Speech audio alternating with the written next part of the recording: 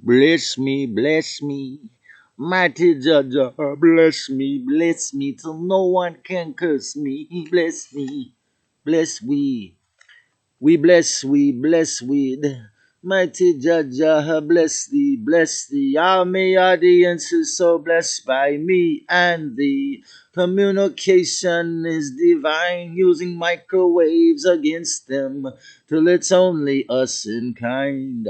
Bless me, mighty Judge, bless me. Soul Retrieval Part 2. So, Part 2 is if you don't see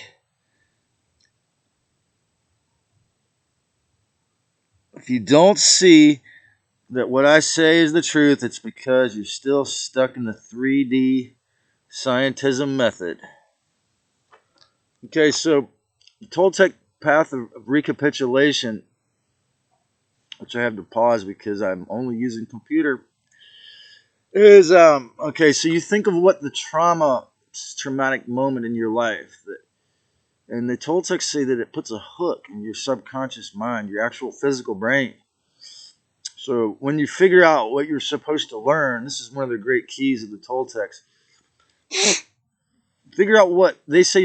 This earth is a school, and you're supposed to have learned something from every traumatic lesson, right? So what were you supposed to, so if you can actually discern what you're supposed to learn, then you take a deep breath, and you go from shoulder to shoulder, you breathing in. You breathe out until your chin goes from this shoulder to this shoulder. And if you really figure out what you were supposed to learn from that trauma, when your neck cracks, the cord will release. I've done it several times in life, and I'm not saying I've done it even about the biggest things, but because it takes a lot of effort to clear those cobwebs sometimes. And part of it, again, is because of what I'm facing here, that we are a collective oneness, all of us, all of humanity. So,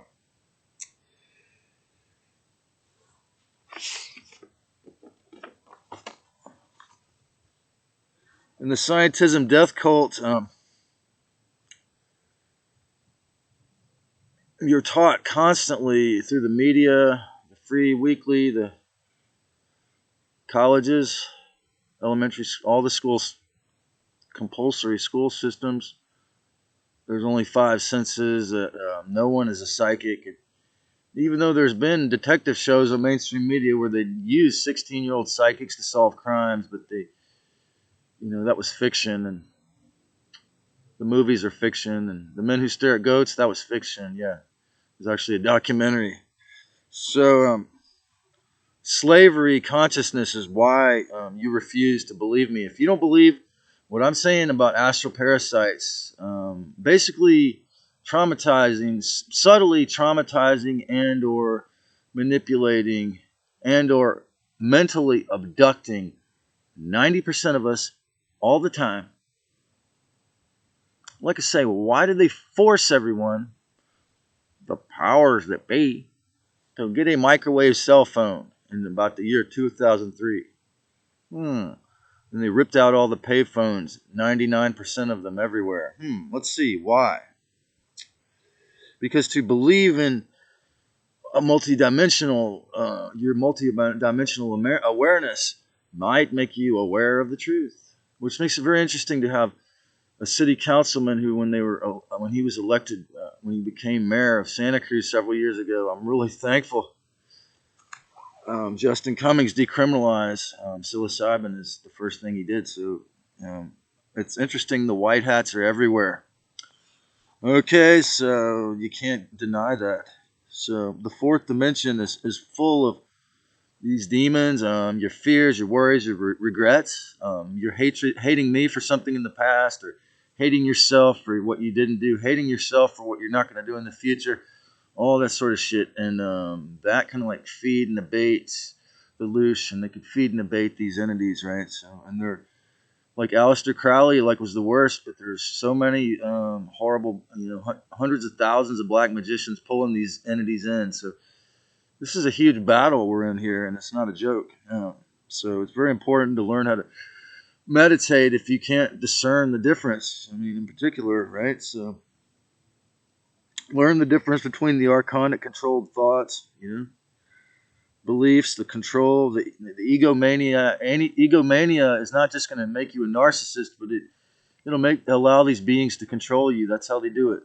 Okay, they'll latch onto these lower thoughts, and then it's just like I'm not kidding. It's just like a guitar amplifier. Okay, the Zeta programming works like that. It's like, okay, especially if you live in California, they've got a mild one in Charleston, an intense one in New York, intense one in Denver, or in LA, and it's going to beam on you.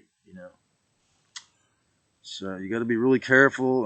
Don't don't believe the fake ID trip. That's what I call it. The real ego trip. If you're an ego tripper, you have a fake ID trip. And I don't mean the GLBTQ, although that's an obvious version. But I mean to say any negative orientation. The only one out of all those letters I might believe is if somebody who's actually openly willing to. But still, even that, it opens into the. I saw this friendly man with a beard the other day. I think a houseless, a huge backpack full of stuff in a health food store. And he always crosses his legs really tight, but he's really friendly to me the time before. And I risked being friendly. He was young man, but he just looked really forlorn and sad. And it was like I could see that through losing the seed and that belief that he wanted to do that. He well, I thought some of them felt somehow a perverse inverted creativity when they're totally empty and devoid of their energy. But this man was sort of like, I don't know if he took if I said too many ideas about the truth about energy to him the time before when we met, but he didn't say anything at all to me, and he was just looked really forlorn, and it was as if he was subconsciously facing that having no seed and being totally empty was like, making him unhealthy or something. It was like because that's what it would do to me. When I used to waste it, I would get really super depressed for a day or two, probably haunted by the children, and I would never.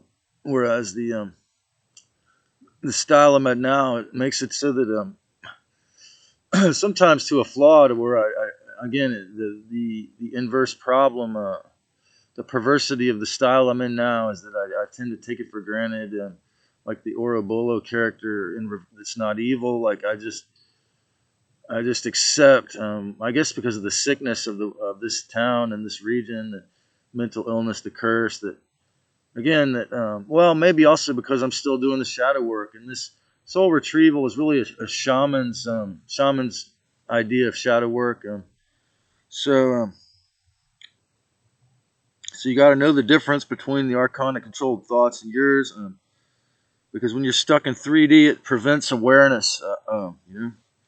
So it's just like I read this book that was supposedly channeled. It was kind of simplistic, and he was channeling his friend, and his friend said, "You can either get busy living or get busy dying." Or that was I think. From Shawshank Redemption, but Bob Dylan said, "He that's not busy being born is busy dying."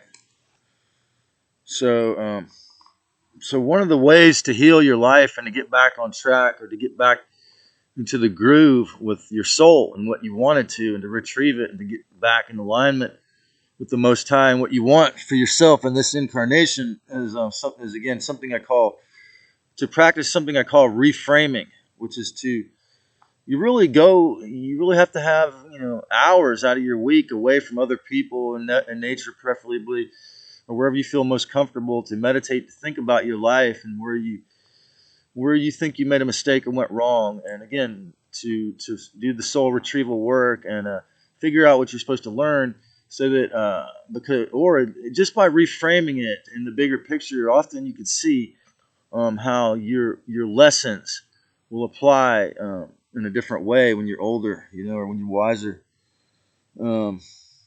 So eventually you learn to be the writer and director of your own life. It's really exciting then, man. Then you're like, oh, this is it. Now I'm not actually a slave. Now I'm actually learning to do. I'm actually practicing the work. Now and I really have to say thanks to the YouTube community for helping me to do this. I don't know, this kitty cat, big old man, Andrew Bartzis, was like the first that I tuned into, was kind of openly saying I'm a shaman on YouTube and teaching people on YouTube, and also a psychic. And then, but since I had my accident, I've studied, watched 15 or 20 of them. But Ireland Clark has been one of the most courageous about speaking the truth about the multidimensional reality and helping us there. And the Journey to Truth podcast has been good. So once you become the writer and director of the movie of your own life, you can edit the meaning to make it a masterpiece. And that's what reframing and soul retrieval is really about in the end. Is you go, well, you know what? I'm not dead. For me, it was the falling over supposedly and getting hit by this, or nudged by this massive vehicle, breaking 15 bones and then healing them. Soul, Helios, and sunbathing and drinking down chicken bones, breathing, thinking and meditating, praying and learning on YouTube, and simply being with my body while it did this miraculous process with the help of lots of CBD and THC to rebuild. And similarly with, again, going back to South Carolina and facing some of the issues with my brother and my mom, since my mom got all her Moderna shot and all the boosters, and my brother tends to have some personality characteristics that are conflictive. So it was very interesting, and that is,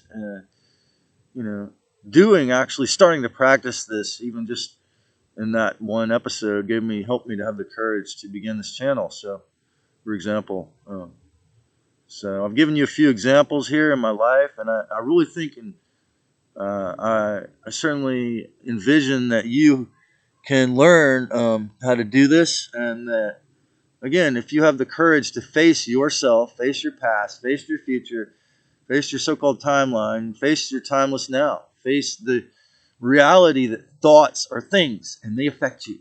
And all those thoughts, all those judgments about other people from your past, all those fears, all those worries, all those regrets, self-loathing, self-hatred, disgust, all that depression, all that anger, all that wanting to punch me out, all that projection, all that wrath. There's a way you can learn to heal that, and it's not easy. It's hard work sometimes. Well, man, once you clear that out, imagine how you're going to feel then.